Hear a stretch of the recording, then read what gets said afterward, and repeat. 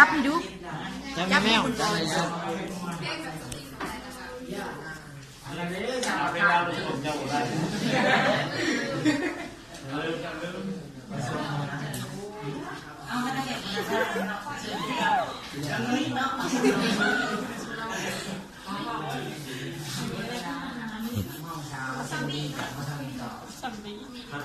ทำลูกทงได้เลย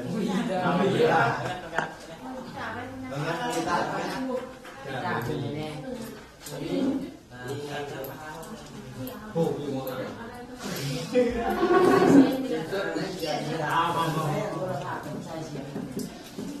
จะได้เข้าเอ้ยเบิ่งเว้ยเนาะสบายดี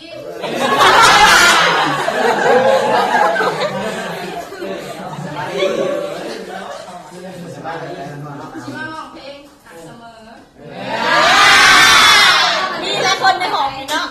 นี่แหละมอบให้ทุกคนและหอมสามเนาะ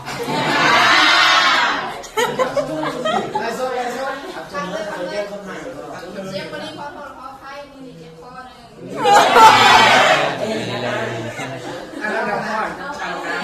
่งไปสอบแล้วเนี่ยไปเห็นนางมา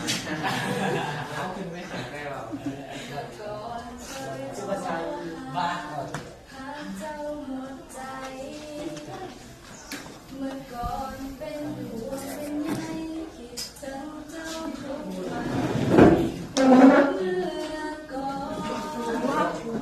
ลยเห็นเจ้าเป็นคนสำคัญเมื่อก่อนเคยเป็นอะไรเดี๋ยวนี้ก็ยังเป็นแบบนั้นยังหาเจ้าเหมือนเดิมสม่ำเสมอในใจเวลาผ่านไปเท่าใดหัวใจบ่เคยหมุนตามเคยหาเสมอและจะเสมอไปเวลานาทีเดียวที่ฟ้าลิขิตคือต้องมีชีวิตเพื่อหาเจ้าคนเดียวยังบ่สุดก่อนเคียงข้างเสมอหาเจ้าไปใส่เมื่อก่อนใจเห็นเคยคิดทอดใจ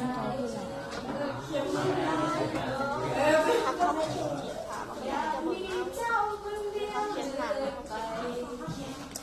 ก่อนเลยเป็นยังไง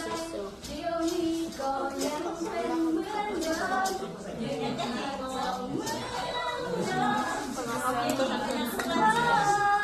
จะเก็บเวลาผ่านไปเท่าไรหัวใจไม่เคยหมุนตามเดินหาเสมอเ